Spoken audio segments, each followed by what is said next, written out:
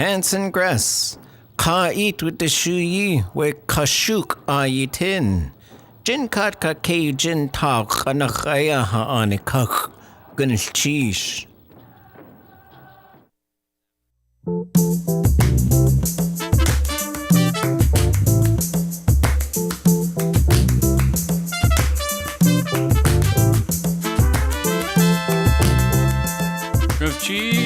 Hawa, Toxic Newsome, Salamat. Thank you for listening. Welcome to Juneau Afternoon from community-supported KTOO. I'm Boston Christopher. You can also join us via our live stream on YouTube at ktoo.org/JPMLive or on KTOO's Instagram and Facebook pages. For today, Thursday, November 13th, 2025, we're going to preview this week's Evening at Egan talk with Logan Berner, Arctic Ecosystems in a Warming World. This Saturday, Conbrio Chamber Series kicks off its new season with 2 performances of the Icefield Quartet by candlelight. We explore that with the group. And we begin today with Gallery Walk. Yes, that's right. The biggest first Friday of the year is just around the corner, and there is a special event happening at Aan Hít, which is the cultural and economic hub in downtown Juneau, established by Tlingit and Haida as part of its Land Back initiative and commitment to economic sovereignty. The event is a special pop-up and revival of Rico Whirl and Crystal Whirl's Trickster Company storefront, a company that they started over 10 years ago and once occupied a storefront on Front Street. Today, I welcome to the studio to share more about Aan Hít and this special event. First, I have Jarek Hope Lang, who is the art buyer for Tlingit and Haida. Ganithchi Shwasiati Jarek, welcome. Hi, Boston. Thanks for having us. Of course. I also have Sam Grubitz, who runs the print shop for Tlingit and Haida, which involves a lot of things. We'll talk a little bit about that. Hi, Sam. Ganithchi. Hello, Ganithchi. Thanks for having me. Of course. And I also have artist and Trickster, is it co-president, co-owner, co-founder? There you go.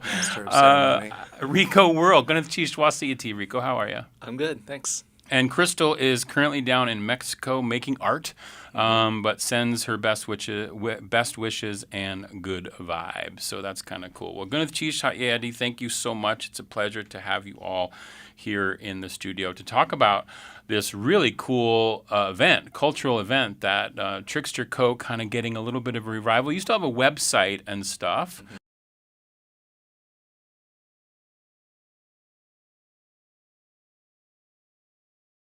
And this work in terms of partnerships and the like with folks like Rico and Crystal.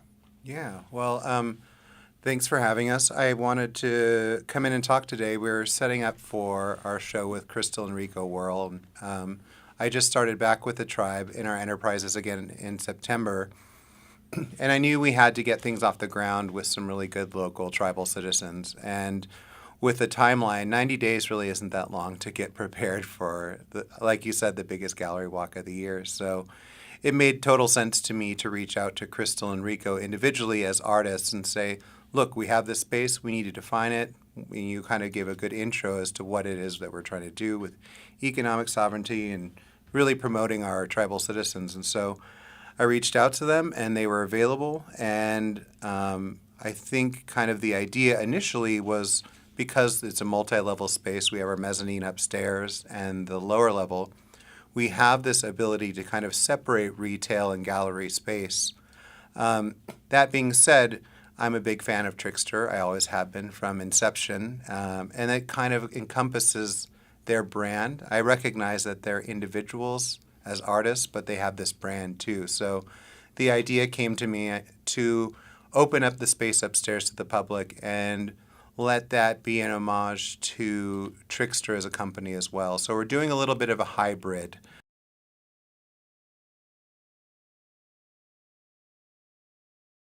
Gallery space and we love it. We wanted to marry those two things. So I reached out to them and said, let's work together. Absolutely. And Aan Hít, we previewed Aan Hít, I think, right before it opened.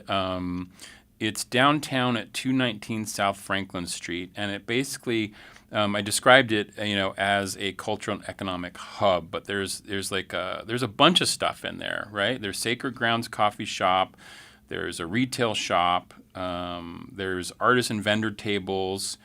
For tribal citizens. There's printmaking and engraving business that's in there. So this is really it is a hub. I think hub is the right word. I think it's really cool.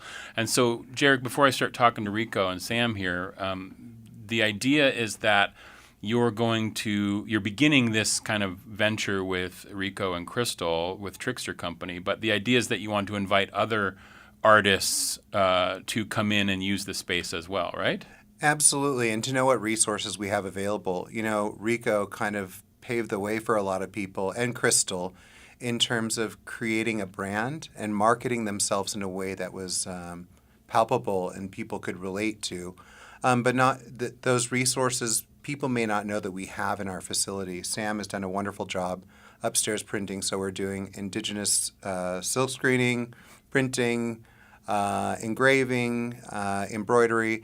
So when I wanted to do this, I wanted to make sure that we focused on our enterprises as a whole, because we have something that other people don't have. It's a really kind of a curated experience when you come in, and I want people to experience that. So in doing so, we invited Rico and Crystal to use some of their designs that we could print in-house, that we're doing kind of exclusive merch for this thing to highlight what we're doing in the building. People might not recognize that the third floor exists and what's happening up there. So we're hoping this is the conduit for artists to recognize the strengths that we're bringing into the market, that you could print something here. You can print in small numbers, that it doesn't have to be these large orders, and that if you do a show with us, we're not just going to hang your art up on the wall. We want to promote you. We want to bring our brand, and we want to marry that with artists and help them elevate their craft, whatever medium that is. And so I think Sam brought you a little gift before we transition, because we are on Clink and Ani.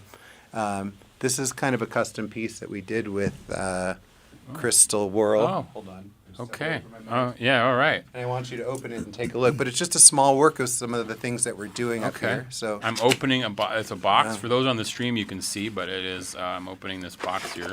Oh, my goodness. Look at that color. Yeah. So it's a hydro flask on steroids, right? Because it has our people's art. Oh, and it's signed by citizens. Crystal. Oh, absolutely. That's so She's not cool. here, so she sends her love. Nice. Look at that. That's really cool. But where could you get this, and where could you manufacture this? Well, right on South Franklin. So the idea really of this show is to show our enterprises and what our strengths are as tribal citizens, and how we get to that economic sovereignty and work together. So I'm really excited. So this is just a sample of kind of the things we're going to do, but I want to let the artists talk next. Yeah, thank you so much. Yeah, I want to talk to, I love this color. It's amazing, and the design is really, really cool. Thank you, Crystal, wherever you are in Mexico. I really appreciate it. We'll highlight that. So Rico, Jarek was saying this, and I think it's really interesting. So, when you started this company 10 years ago, you and your sister had already been doing all kinds of artwork and doing pop-up shops, and you were out there, and of course, since then we know that you both have become famous for, you did a stamp for the U.S. government. Crystal painted an Alaska Airlines airplane. There's been a lot of cool things that you've been able to do. But take me back to the beginning of when you guys started to think about how do we get ourselves out there? How did Trickster come to be, and why did you create that? Yeah, I think a lot of what we wanted to do at the start was really represent the idea of bringing in good design and good brand. And I mean, and our people are we've got a history of making good design, so we already had that in the bag as a people. But in the sense of how do we portray it and bring it into community and outside of community in a way that will impact and help people relate to the artwork that we're creating. So a lot of that early days was what does good brand look like? What's a good logo? What's good packaging? And how do we make ourselves look professional. And what did you learn over that process? What did you obviously you probably had some ups and downs as you sort of figured it out. What were some of the big lessons that you learned as artists? I think that that a lot of it is just you have to do all the work. Like you have to you're not even just making, a design, but now you have to make the packaging. You have to figure out the production method. You have to figure out the marketing part. And there's just so many facets to it. It's not just, make something that looks cool and then put it out there. It's just, there's so many facets to creating a good brand. I think that was the thing we learned is how in depth you really have to dive. And because I know that people, there's artists out there, indigenous artists as well, who are like, I want to be like Rico Whirl. I want to be like Crystal Whirl. I want to have that success. And they're so lucky. They get this. They just get the next thing. But it really comes from hard work, right? Like recognizing things like this, like saying to yourself, okay, how do we brand ourselves? Not just make the art, but we have to figure out how do we collectively do that, and then success breeds success, right? Mm-hmm. So you create this brand, and then all of a sudden, it takes off, right? And you have to have iterations on the brand, I'm sure. Did you go through different periods of this kind of branding worked, and then we had to shift it here? How did that work for you? Yeah, well, day one was actually, our brand was Trickster skateboards. Yeah. That was just, because that was a hobby at the time when I moved back to Juneau after college, and I just wanted to represent my clan. I put, my crest on my longboard, and then other people wanted that as well. So I leaned into that. But then, over time, I realized that what people were interested in was not necessarily there was a lot of people that were interested in skating, but people were interested in the idea of our traditional designs brought into modern day life. So you have to be able to see those opportunities and not just get stuck on one idea, which is like putting a design on a hydro flask. Yeah, exactly. Something like that, right? Okay. Or the playing cards too. The playing cards using are huge, using Tlingit language in the playing cards, where it's not just a game, but it's like a learning tool. And it's such a family affair. If I pick up and need to order something, I'm speaking to his stepmother and his dad in Anchorage, and it's truly an Alaskan experience working with them. Yeah. And you get that really customized experience working with them. They're very professional and put together, but it doesn't come easy. It's so cool. So then when Jarek reached out to you about this idea, how did you feel about doing a pop-up shop? Did it bring back some memories of creating a storefront? Yeah, I'm excited. Juneau is hometown for Crystal and I, and so it's always exciting to be able to make time to reconnect with home and to be involved with home and our community. So that was the initial impact, and then he was like, in 90 days, get it all here. I was like, okay, I'm still working on a few things, but it's gonna be a dope show. So yeah, we should mention, obviously, Gallery Walk is December 5th. That's going to be when it's sort of the big open. But you can walk in now and see it's like a soft launch now. There's some stuff that's there. And if you haven't been to Aan Hít, it's at 219 South Franklin Street. It's a really, really cool store. You should definitely stop by. It's really welcoming, and it's been open for, I think, only a few months, right? It opened late June. Yeah, late June. It opened this summer. I remember when we had folks on when it was just kicking off, and so it's really cool. So this idea that you're going to be inviting artists in and creating space for them to create, and also the resources. And I want to talk to Sam a little bit about this, because I think this is an important thing, because I think sometimes people get stuck, right? Because they think, how do I get myself into printmaking? How do I find a way to the resources? I don't necessarily have my own machine. I don't have the ability to do that, but I have the ideas. So can you tell me a little bit, Sam, about your role and how you're sort of helping to foster that creativity? Absolutely. I'm so excited to be working with this team and promoting Rico and Crystal, as well as Aan Hít and all of our people with their indigenous art. So my background's in screen printing and degree in graphic design. And so I started screen printing in college, and this position opened, and I jumped on it at the opportunity to screen print embroider, engrave here in Juneau. And you look around and it's lacking in that regard as compared to, let's say, going down to Fort Worth or down south where there's a print shop on every corner.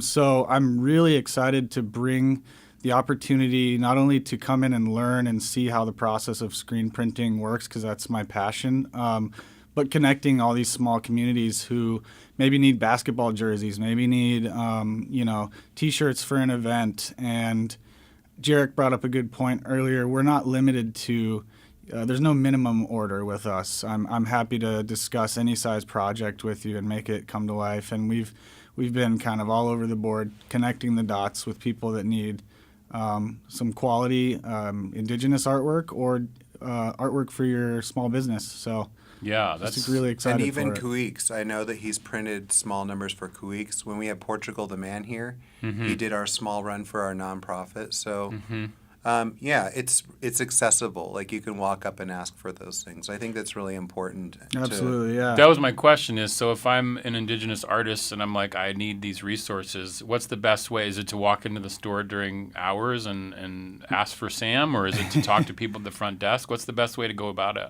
Come down and check out Aan Hít for sure. And then, come on up to the third floor. We're there from Monday through Friday, 8 to 4. But our email is shopth@clinkitandhaida.gov. Shoot us a project request or what you're thinking about creating. I'm always happy to discuss anything with a client that wants a project. That's great. And Jarek, for those who may want to get involved with future pop-ups or the thing you were talking about in terms of working together in partnership to help fill that gallery space upstairs, what's the best way to reach out to you and to find out more information about that? I'm always there during normal business hours, or I would recommend coming in, showing us your product, see what you're doing.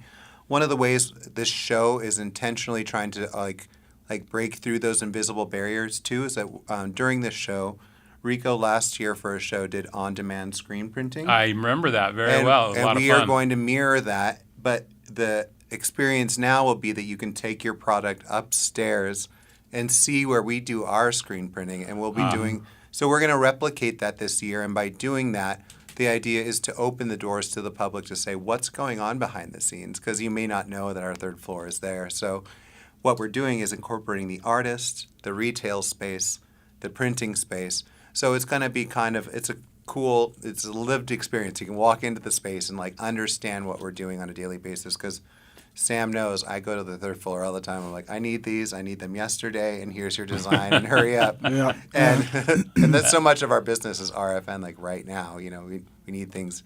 That's really cool. So it'll be a cool way so the artist can see we're using the artist design. You're working with our enterprises. So we're trying to open the doors so you can see it's not Oz. You can come behind the curtain. I gotcha. Okay, now I know that Trickster Company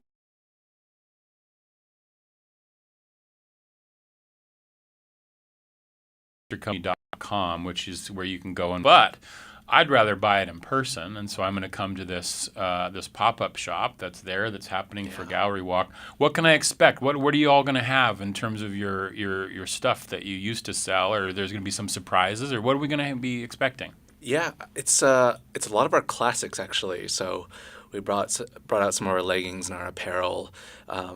These are things that it is hard to shop for apparel online. So they set up a little dressing room, and so it's going to be a lot easier to be able to find your fit. And but we do have some mix of other things. Like Jarek said, he's trying to bring in our work as individual artists as well. So there's some of Crystal's prints and original works, and I brought some jewelry, and I might have a whole set of new sculptures and some very large prints, so all over the place. So it's a lot of different things that we can expect. That's really great. So again, it's the Trickster Company. It's going to be a pop-up. It's going to last for a while. It's not just for Gallery Walk, right? You're going to leave this shop up through the for end of December. A lot of the items that we have are last of. I do want to reiterate, if you want to come get something, these are things that aren't being reproduced again. A lot of the things we bought, so they're kind of last of. Oh, I see. Crystal returns from Mexico on the 24th with some brand new woodcuts and stone lithographs. We're going to have them up for the show. So it's going to be a lot of things you haven't seen and a lot of things you have and that you're familiar with. So Get it there early. if you see it, buy it. If you see it, buy it. Don't come back the next day because it probably won't be there. It's the Trickster pop-up shop opening technically on Gallery Walk, but there's a soft launch now. You can stop by Aan Hít or Village House down at 219 South Franklin Street and check it out. It's also got a coffee shop and a retail store. There's all kinds of fun stuff down there. It's a really great space. I highly recommend y'all check it out. And does it have a website? Is there a website for Aan Hít? On its way. It's on coming. its way. Okay, Yes. because it just opened. I know it just opened, so it's coming. It's our but priority. better to get there in person. We but, do have shop clinketheida.com for all of our printed goods. Okay, shopclinketheida.com. And, of course, you can reach out to the print shop at shopth@clinketheida.gov if you have if you want information about the resources that are available. Sam, Rico, Jarek, thank you so much, Cheese, for coming in and telling us about this. This is a really cool event. And break a leg, as they say. Sheesh. Okay, thank you so so much. much. This is Juneau Afternoon on KTOO. Support for Juneau Afternoon comes from Alaska Airlines Club 49. Membership information available at club49hub.com. You are listening to KTOO's Tlingit Word of the Week. This week's word comes from Keishi Bessie Cooley, and the word this week is chai. Chai. That means yellow cedar, and here's a sentence. Chai. Tin shus siach. They made a spoon with yellow cedar. Let's hear it again. Chai. Yellow cedar.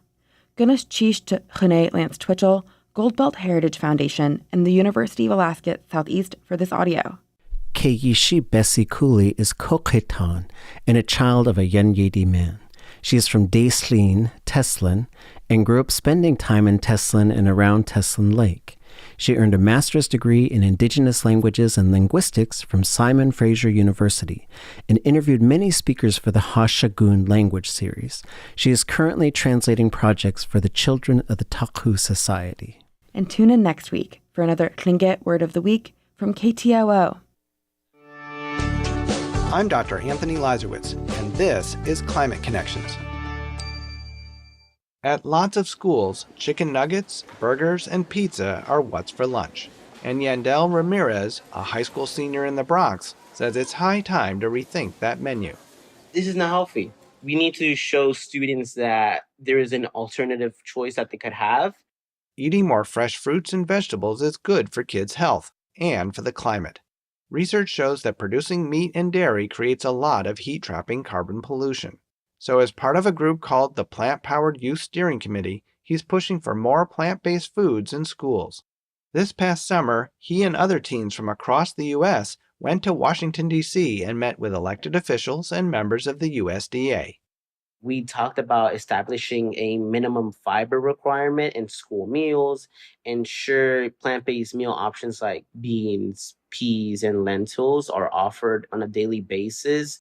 He says providing these choices at school is especially important for kids who might otherwise rarely eat them. If you offer these options to kids when they're younger, they will probably have a greater chance of actually, pursuing a healthier route. For their bodies and for the climate. Climate Connections is produced by the Yale Center for Environmental Communication. To learn more about climate change, visit climateconnections.org.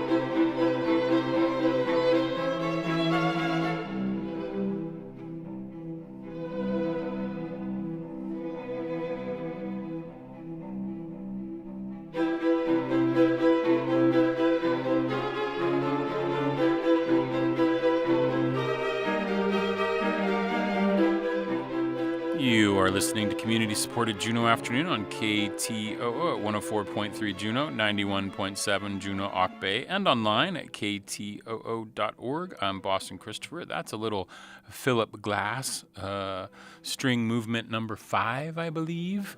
And that is going to be part of the performances that are happening this weekend. Saturday, November 15th at 7 p.m. at Kunekidi Northern Light United Church, and Saturday, November 16th at 2 p.m. at the Shrine of St. Therese. The Icefield Quartet will perform candlelight performances as part of the kickoff of the Cambrio Chamber Series 25-26 season. I'm joined now, as usual, the usual suspects. I have Sally Schlichting and W. Todd Hunt in the studio with me, 2 members of the quartet, to share more with us about the program and the quartet. Before we begin, who are the other members of the quartet, Sally? That would be Lena Levi and Ben Holtz. Okay, yes. And they've been on the show many a time and been here before. Yes. And you're actually featuring a piece of Lena's in this performance. Tell me a little bit about that, Todd. Well, it's a piece she wrote specifically for us, and I think specifically for this concert as well. But she took a poem of Ted Kusser's Flying at Night, and set this beautifully abstract, like probably 7-minute long piece for us to play. And it's with lots of different sections that flow really nicely into one another, and is dramatic and soothing all at the same time. Yeah, I love Lena's work, and I know we've played some of it on the show before, and it's so amazing that we have a talent like that here in Juneau who's really composing this wonderfully cool music. Yes.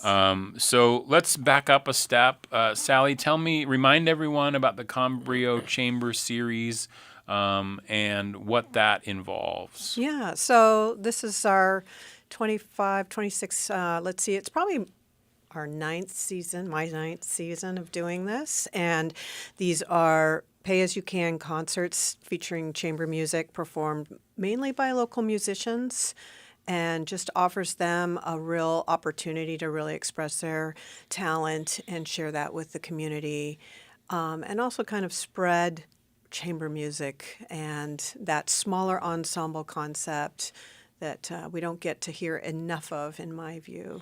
Yeah, and on the stream, we're looking at the sheet for this year, the performances that are coming up. I'm sure you'll be back to visit with us about those.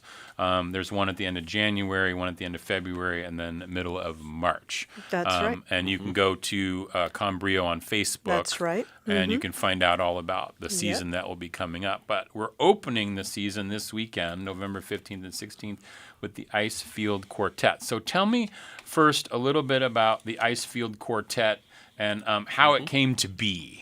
Okay, so it's kind of funny. The 4 of us had played together, worked together for probably a couple of years, and we sort of found, and actually Lena was one person who wrote for this configuration, like before the quartet was a thing, but including percussion as well.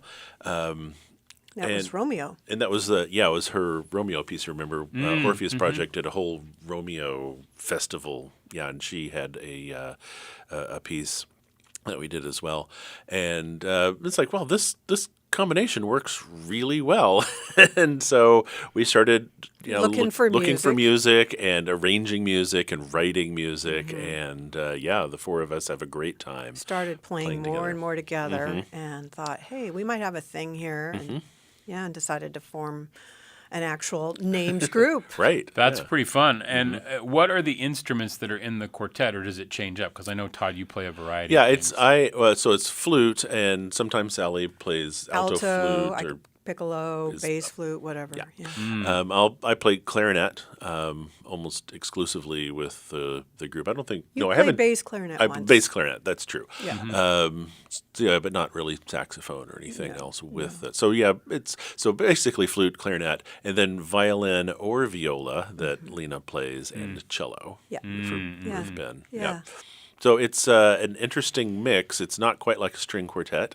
It's got half of a string quartet and 2/3 of a woodwind quintet. Yeah. It's, so how do you? it's a little challenging just because we're kind of, crossing over this boundary, this sort of invisible boundary between winds and strings, and it can be kind of like this us and them dynamic a little bit. And it's like, well, I want to stick with, my string thing, and I want to stick with my wind thing.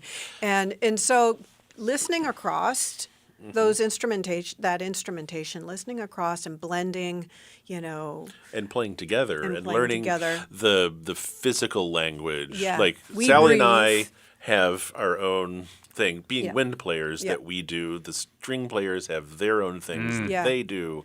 And cueing and gestures and things like that. And so we've all had to learn and adapt. Yeah. So how do you pick, or when you pick a piece of music that you want? I know as a group you're probably figuring, oh, we'd love to play this. Do you then have to, what is it when you create, when you Arrange it? Arrange, thank Yeah. you. Do you have to arrange it differently because of the different instruments in the quartet that you have? a lot of time. Yeah, so the like for this the Philip Glass we're doing that we got a little taste of before. Yeah. I mean, we're doing that not with all strings, but with 2 strings and 2 winds. So that took some finagling of the notes. Yeah. And it's basically exactly the same as he wrote. There's a few things that might be shifted But by an Lena octave. switches from violin to viola a couple of times Yeah. in the piece. And What do you find is there something sort of magical that comes out of it by having this mix of strings and winds? Like, do you say, oh, this is an I think interesting so, yeah. dynamic, and it creates something new out of this older music, and or there's things, some newer music? Yeah, there's too. things that are fantastic about, let's say, a string quartet. It's a very standard. It's a beautiful ensemble that works really well together, but there's something about having the really different colors available, with our configuration. And voicing. That it's like, I don't have any real desire to write or arrange for string quartet. One, they've got enough music it's as it pretty is. interesting. Yeah, and we are able to find some works that are written for our for our that for ensemble. your group. Yeah, we have one piece on the program that dates back to 1927 that was actually written exactly for our instrumentation. Oh, wow, okay. Yeah. Yeah, so it's So not unheard of. But Let's talk about the program that you're going to be doing this weekend. First, tell me what's on the program, and then we'll talk about the way you're doing the Well, program. we're opening with a piece by Arvo Pärt called Summa, and it's a very meditative. I would say he's in the realm of minimalism like Philip Glass, but with a completely different style. And it's got a lot more sacred, religious kind of angle lens to it. Almost hymn-like, but more almost Gregorian in that way, Gregorian chant like. And that was a big interest for him. He's an Estonian composer. It's quite beautiful. It sounds especially beautiful in the shrine, I will say that. But it's a very slow, meditative piece. And then we move on to the Quartet Number 5 by Philip Glass, which we've talked about. heard a little bit, yeah. And then Flying at Night by Lena Levi. Based on this poem, as Todd mentioned. And then we another new composition just written for us for this concert, Shining City Upon the Hill by Artemio Katuna Sandoval, which evokes more his personal sort of musical diary of how he's been reacting to current events and this ideal of the shining city on the hill of the United States and where we are with that. Have we gotten there or not? So that's a lovely piece as well. That's and then fantastic. And then we close with the original work for our ensemble, the Sonata Opus 15 by Knuddag Risager. He's a Danish composer. And neoclassical in style. We have performed this piece a couple of times before. We played it at the Crystal Saloon a couple years ago, and we love this piece. It's very bright, sunny, cheerful, has some pastoral. It's fun. It's a little, it's kind of a scherzo like at the end, and it's often goofy. Yeah. And and it's fun. It's very charming. Yes. Okay, so then we also are doing this by candlelight. How did this come about? Oh. How did this come about, Lena? Lena. Oh, it's Lena's Yeah, it was idea. totally This is Lena's idea. and we're like, huh? And then it turns out all these people are telling me, oh yeah, they're all the rage down south and Right. in Yeah, it's Europe like, I and in didn't know. Paris, and so we're having an all candlelight concert with lots and lots of candles. Right. As not, many as we can find. Not So- open flame. So but- in the church, you'll have these candles, not open flame. You said, Yeah. and you're performing. So you're performing in. Where are you performing at the shrine? in the sanctuary. In the sanctuary. Okay. Yeah, same at Northern Light Church. Yeah. Okay. Wow, Yeah. that's going to be. Yeah. I think that's going to be fantastic. Yeah. It sets a Beautiful. mood. It It really sets a does. I mean, that's really a vibe does. to Yeah. be It there by is. candlelight. Yeah. And to play and especially like you're talking about that one piece that was sort of slow and melodic, and Oh, I think yeah, it'll yeah. be Yeah. like you'll be Oh. like a meditative state. Yep, and that's here. one of the reasons I think we're starting with the Arvo Parrot Yeah. piece is that It the really sets the mood. yeah it will totally set the mood, and Yeah. people will be Yeah. That's just, really like, awesome. in the zone for the rest of the concert. So I know there's going to be more coming from Combrio Yeah. this year. Is there more planned for the Icefield Quartet? What's next for the quartet? Acoustic. Yeah. So I guess the next thing we're doing, it'll be Icefield Quartet and Friends. The Orpheus Project, which I will come and talk to you about in Yes. February, is doing a piece called Acoustic Turbulence. And it's the brainchild, basically, of our new dance director, Haley Duran, Oh, nice. who has come up with this totally fascinating and beautiful storyline, I guess, or life of a bumblebee from its like the previous queen's death and ascension to the creation of a new hive, and how really all this bumblebee queen's life is related to a human soul's journey as well. So it's Okay. yeah, And you guys are super- going to be you'll be the Featured. the musical Yeah. guest. right. for So that. it'll be the Icefield Quartet plus Spencer Edgars and Kristen Mabry. Oh, excellent. That's coming in February, but coming this weekend is candlelight performances from the Icefield Quartet, part of Combrio Chamber Series kickoff to their 25-26 season. It's Saturday, November 15th at 7 p.m. at Konekidi Northern Light United Church. Sunday, November 16th at 2 p.m. at the Shrine of St. Therese. And as Sally mentioned, these are pay-as-you-can performances, They so no are. barrier to entry in terms of being There's able to also go. no tickets in advance, so I do want to just alert people who are interested in going to the shrine. The Shrine, seating it's is gonna be- limited. It's going to be Yeah. limited at the Shrine. If you're for really sure. anxious, you might want to reach out to me and reserve a seat. And or try to something. say, Sally, save me, put a coat on a seat for me. Yeah. And you can do that because it's Juneau. Yep. Yeah, that's right. Yeah. Well, Sally, Todd, thank you so much for Yeah. coming in Thank and you. telling us all about it. I ask you this every time, but I know in the theater we say break a leg, but what do you say for music? Do you just say, we've gone over this Yeah, many we have times. gone over this. It's not Do you- really do- a They don't have, like dance Yeah, says like- Merd, And right? right. Toy toy for the for an opera. opera, Toy. but Yeah. no, we're so Symphonies and pragmatic. Play quartets well. don't, So, yeah, don't screw up. don't mess it up. Thank you so much, Gunchish, for All being right, here. good night, You're yeah. listening to Juneau Afternoon on KTOO. Support for Juneau Afternoon comes from Heritage Coffee Roasting Company, providing Juneau with locally roasted coffee for over 40 years, with cafes and drive-through locations throughout Juneau. More at heritagecoffee.com. Is there a high price on getting down? This is Sandra Tsinglow with the Lowdown on Science. As cannabis use grows, how might it impact women's fertility? Enter Cynthia Duval and team at the University of Toronto.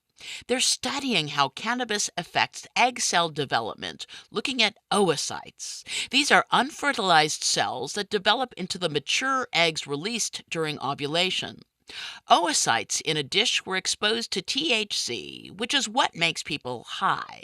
This lowered levels of genes important for cell division, used by cells to copy themselves. As a result, 92% of oocytes had broken cell division machinery after THC. We know cannabis affects memory and mood, but now reproductive problems too? Oof, that's a sticky situation.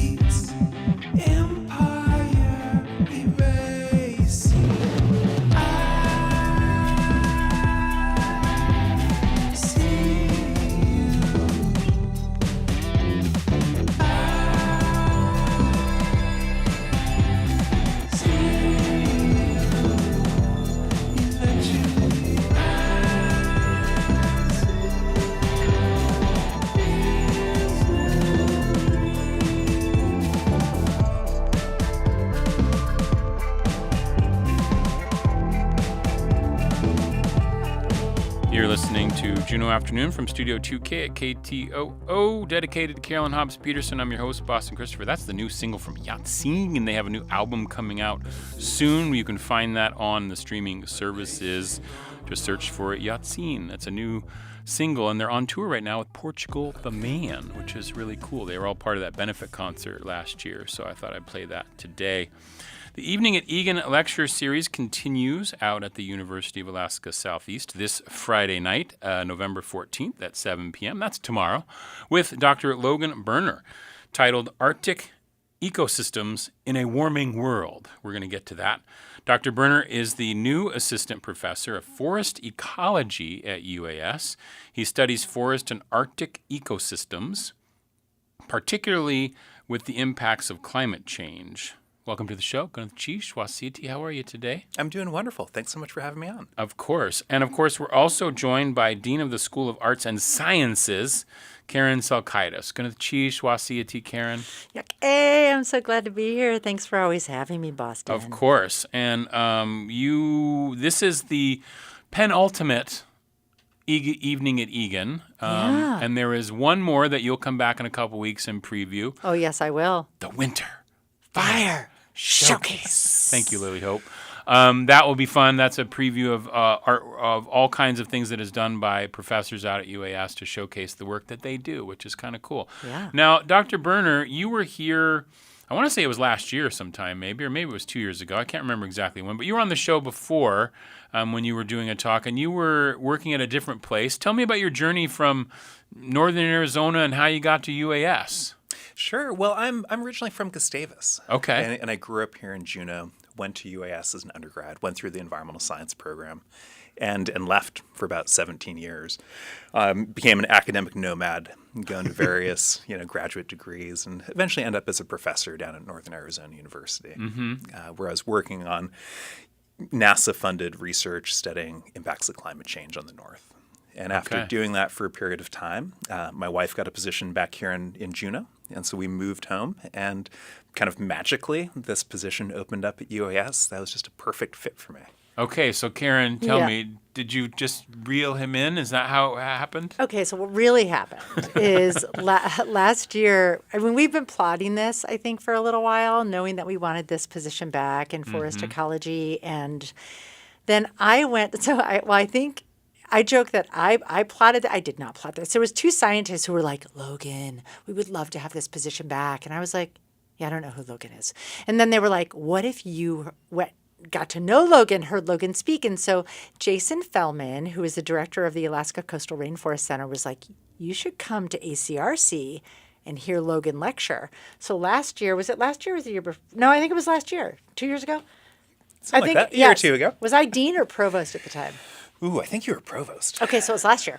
I went and heard Logan do this great talk at the ACRC, and it was actually Logan that reeled me in. I think it went more that way. I think it was, and I also think it was plotting with Aaron Hood and Jason Fellman and Logan.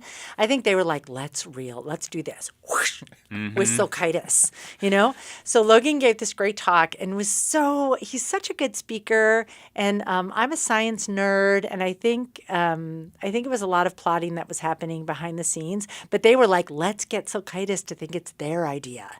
And so I think that's actually what happened. Because then I was like, wouldn't it be great if Logan came to work at UAS? And they're like, yeah, we never even thought of that. We never thought of that. We and just they, want him to speak. They nodded dumbly like, oh, Yeah, wow, Karen, what a good idea. You're so Good job, smart. Karen. They let me pat myself on the back a little bit, Right. And then we started talking about this position.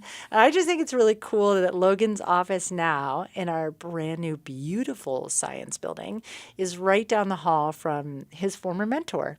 Oh, It's that's pretty cool. amazing. That It is is. cool. So tell me, before we talk about what you're going to talk about on tomorrow night, tell me a little bit about what you're doing as assistant professor of forest ecology. What kind of stuff are you teaching, or what is it, the research you're working on, and things like that?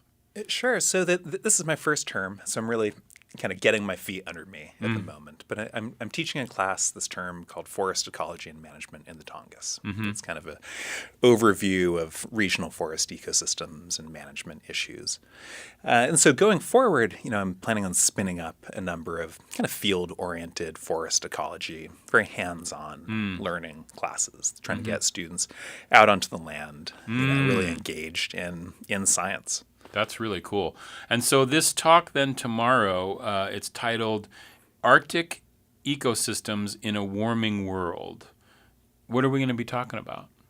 So we're going to be talking about the Arctic, the northern lands, and how they've warmed 3 to 4 times faster than the rest of the planet in recent decades. And as the Arctic has warmed, it's thawed out, the growing seasons have become longer, trees and shrubs have expanded across these northern landscapes, impacting wildlife like caribou and moose, and the people that live in the north, of course, as well.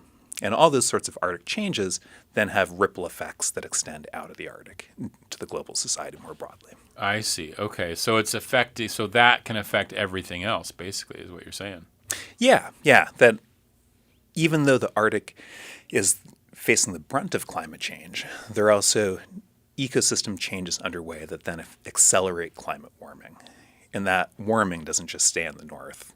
That then spreads out across the global climate system as we feel it more broadly. Yeah, and one of the things that I think has been in the zeitgeist anyway that we've heard about, because I know there's a lot of things there's so many systems and they interpair with each other, and each system affects another system and things like that. But one of the things I think we've heard about just in general is the warming temperature, right, of the Earth. Like if it goes up a certain number, if it goes up a certain amount, we're toast, basically. So how does the Arctic fit into that? Does it fit into that at all? Yeah, I think that the Arctic is really a bellwether of global climate change impacts, right? As Earth's biome that is the coldest on the planet, it is also kind of therefore really sensitive to the impacts of climate change. So not only do we see this really accelerated rate of warming in the Arctic, but it's also a system that's really sensitive to that warming. And so it acts as kind of a canary in the coal mine, indicating kind of humanity's potential effects on our planet overall. So that idea that the temperature goes up by half a degree or whatever can overall, but that half a degree could impact the Arctic even more, right? Exactly. Yeah. Okay. And I would say that there's a pressing need to keep global temperatures down below, as from rising any farther. But there's no necessary magic cutoff beyond which we should just throw our hands up and say, we can't do anything. This is the fate of the world. Right, because that couple of years ago, that's kind of what I was hearing was, scientists are saying if we don't do something, and this is the scary part, right? This is what they do to scare you. But it's like if we don't do anything by 2034, we're that's it. Like it's over. Like we can't make a change after a certain time because it will be the tipping point, basically, right? Is that accurate, or is there? I guess what I'm wondering is, what do I do, Logan? What do I do to help the Arctic, the Earth? What do I do as a person? That's a terrific question, and I think it's a really daunting one as well, because we live in a society that is really built around the use of fossil fuels, right? And fundamentally, humanity's reliance on fossil fuels is what's driving the problem that we see in the global climate system. The climate change that we are seeing on the planet is tied back to those carbon emissions. And so figuring out and unfortunately that these systems, these kind of social systems, are much larger than what we as individuals can really shape a whole lot of, right? And so it really has to be actions at large scales, national decisions, international decisions, to come together and to address this problem by, designing our cities and to be more efficient, by producing energy in more efficient ways, by not being as rampant consumers, of being more considerate of how we're using Earth's resources and energy more broadly. Is there something specific that your research is going to hopefully help make decisions or policy about the Arctic? Is there things that you can discover in these ecosystems that can say, hey, we need to do these things in the Arctic to make change, to help the trees or the animals or whatever that is? Is there potential for that? Well, I think that there's my research, a lot of it focuses on these large scale changes that are occurring. And so I think it can guide, society to understand the impacts that are underway and help kind of raise the alarm that we need to do something as a nation, as a state, to deal with these impacts that are just becoming increasingly prevalent. It's hard, right? Because we're also reliant on the energy and the systems, the fossil fuels that are, that we're mining, basically, right? So it's all those, the natural systems with the man-made systems and all those things together. I feel like we're in a difficult period.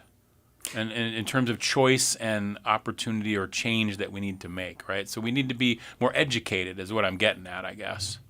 Yeah, I mean, we're absolutely kind of in a bind, right? We've built our global society on the use of fossil fuels, and it turns out there are adverse consequences of doing that, right? And it makes it really tricky to figure out. But luckily, we have a world full of really smart people, and we should be harnessing those minds to try to come up with a solution for these problems. Smart people like Dr. Logan Berner, who's giving a talk tomorrow at the Evening at Egan lecture series, Arctic Ecosystems in a Warming World. If you want to learn more, you can go out to UAS. Karen always promises cookies and coffee. Oh, we have great snacks. Come in snacks. person if you can. And come in person at 7 p.m. If you can't make it in person, they are archived on YouTube, I believe, right, at the UAS? And we actually, if you can't make it out in person, we will have, if you Google Evening at Egan UAS, we'll provide a link for you to just tune in live if you want. Oh, you can tune in live too. Oh, yeah, okay. yeah, for sure. You can do we do webinars.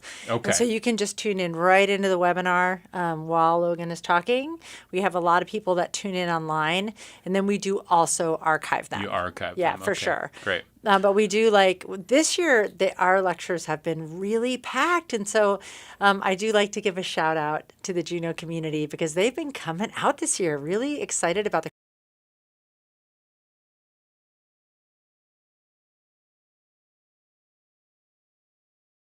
Awesome. And Karen, before we go, here things at UAS that we want to highlight. Anything else going on out there? Things we need to think about for the spring semester? we've been experimenting. So Evening at Egan we only have that in the fall, and we've been playing around with what could we do in the spring? And so right now we have a Fulbright scholar with us from France. And so we would love people to be able to get to know her, but we don't do the same sort of evening at Egan's. And so our staff has been looking at what could we do? So we're playing with a new little lecture series we might do in the spring that we don't want to compete with anything like First Fridays or Fireside. So we're going to play with maybe a during the week kind of thing we're going to call it Frescas. So we might come on and promote some of those. And so we're going to play with some ways to still engage with scholarship and definitely promoting those to our students and things like that. But we still want to engage with the community and find ways to engage with the community in the spring as well. And I just want to mention, too, because I always like to make sure this is out there, but are the language classes still available for free folks at no charge? Yes, always. And so we still have 4 credit Tlingit, Haida, and Tsimshian courses that people can take. But also, I think it's really important that people always know that we offer non-credit courses for free that anyone can take anywhere in the world, and you can do those online, which is so wonderful. So even if you lived in the lower 48, if you lived in another country, if you live anywhere in Alaska, you can tune into those. You can do those online for free. That's excellent. And of course, you can Google that language classes at UAS. Go to uas.alaska.edu. You can find out more information about that. You can also put into your favorite search engine Evening at Egan Lecture Series, and that will also take you to the schedule and obviously the links for tuning in if you can't make it live tomorrow night, November 14th at 7 p.m. And Dr. Berner, is there anywhere we can follow you and your research online somewhere? What's the best place to find out more about you and your work? Oh, I think going to the UAS website would be the best place. I've kind of gotten rid of all the social media at this point in time. Gotten rid of that, but there'll be some links on your bio, your faculty page or something for Absolutely. For that. I got you. Okay, excellent. Arts and sciences, and then natural science is where to find Logan. Okay, great. Well, thank you so much, Dr. Logan Berner, Karen Salkaitis. I really appreciate you coming in today and previewing this Evening at Egan Lecture Series tomorrow night. Appreciate Thanks it. for having us. Thank you. Gonna cheese.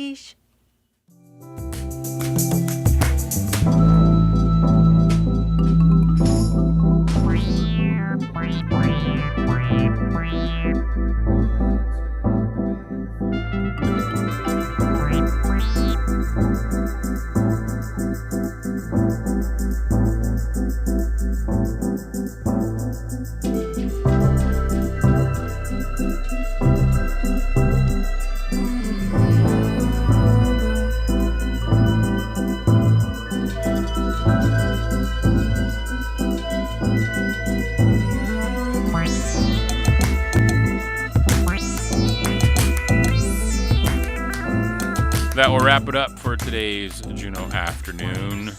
We air Wednesday through Friday at 3 p.m. right here on KTOO Juneau 104.3 and KAUK Juneau Ock Bay 91.7. Hello out the road. You can find the show online at ktoo.org/Juneau Afternoon, where you can listen to episodes, subscribe to the podcast, offer feedback or suggestions, or find out how to be a guest on the show. You can also find live stream archives on KTOO's YouTube page. Our theme music is by Indian Agent. Programming support for Juneau Afternoon comes from listeners and viewers like you, and Alaska Airlines Club 49, Hanson Gress, and Heritage Coffee Roasting Company. I'm Boston Christopher, producer and host of the program, with help today from Aaron Tripp. Gunnith Cheesh. Have a wonderful Juneau evening.